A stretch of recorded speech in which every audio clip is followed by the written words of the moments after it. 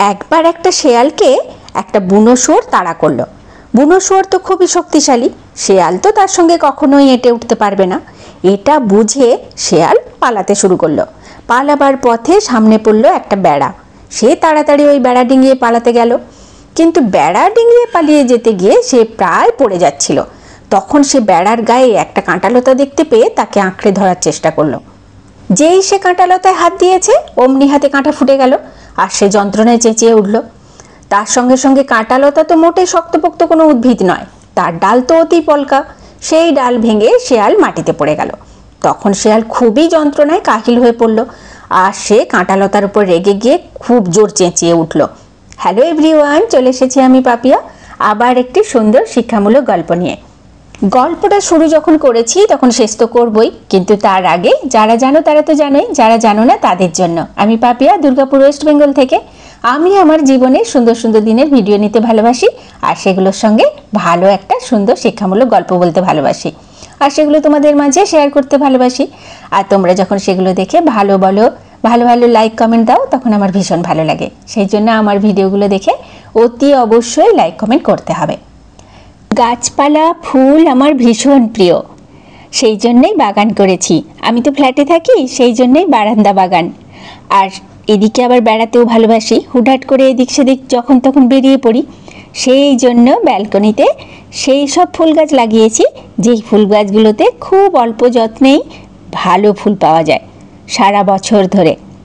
তার মধ্যেই একটা ফুল গাছ কোনটা বলো তো? কাঁটা মুকুট বা মিলি। এই ফুল গাছটায় সারা বছর ধরে ফুল ফুটতে থাকে। আমার ব্যালকনিতে 3 ধরনের মোটামুটি কাঁটা মুকুট রয়েছে, লাল, হলুদ আর সাদা। সাদা ফুলের গাছটা খুব ছোট্ট একটা ডাল, কিন্তু লাল আর হলুদ ফুলের গাছটায় কিন্তু অনেক বড় বড় বেশ ফুল হয়েছে। এই দেখো কত সুন্দর লাগছে, তাই না? আর এই ফুলের গাছটা কিন্তু কাঁটা মুকুট নয়, এইটা হলো পিস লিলি। আর এই ফুলটা দেখো পুরো যেন দেখতে লাগছে একদম সাপের ফনার মতো, তাই না? দেখো কি সুন্দর লাগছে। কাঁটা মুকুট ফুলের ভিডিও দেখতে দেখতে কাঁটা লতার গল্প শুনতে খুব একটা মন্দ লাগবে না, তাই না? সেই জন্যই আজকে শোনাতে শুরু করেছি। চলো এবার দেখে নেওয়া যাক। কাঁটা লতার ডাল ভেঙে শিয়াল মাটিতে পড়ে গেল আর ভীষণই রেগে গেল। আর রেগে গিয়ে সে কাঁটা লতাকে কি বলল? পড়ে গিয়ে যন্ত্রণায় কাতরাতে কাতরাতে শিয়াল কাঁটা লতাকে বলল, ওরে বদমাইশ, তোকে আঁকড়ে ধরে বাঁচতে গিয়েই আমার এই দুর্দশা হলো। ছিছি, কি করতে যে তোকে আঁকড়াতে গেছিলাম, এটা করাই আমার ভুল হয়েছে। বোকার মতো কাজ করে ফেলেছি আমি, আর তার জন্য তোকে শাস্তি তো পেতেই হবে। এই বলে শিয়াল সেই কাঁটা ঝোপ উপড়াতে গেল। তখন কাঁটা ঝোপ তাকে বলল, বারে ভাই, এ তো ভারী মজার কথা বলছো তুমি। আমি কি তোমাকে আমাকে জড়াতে ডেকেছিলাম? বলেছিলাম ও ভাই এসো, আমার গলা জড়িয়ে ধরবে, এসো।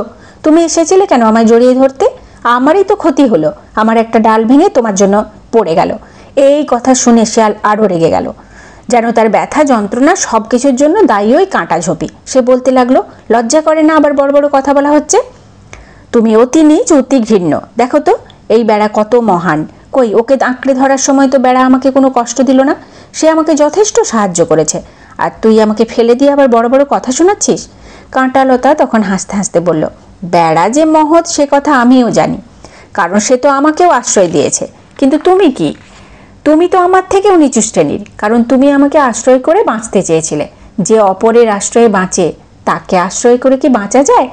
এর থেকে বড় বোকামি কি হতে পারে? শিয়াল তখন তার ভুল বুঝতে পারল। এই শিক্ষামূলক গল্প থেকে এটাই বোঝা যায় যে অন্যের উপর নির্ভরশীল তার অন্যকে সাহায্য করার ক্ষমতা থাকে না।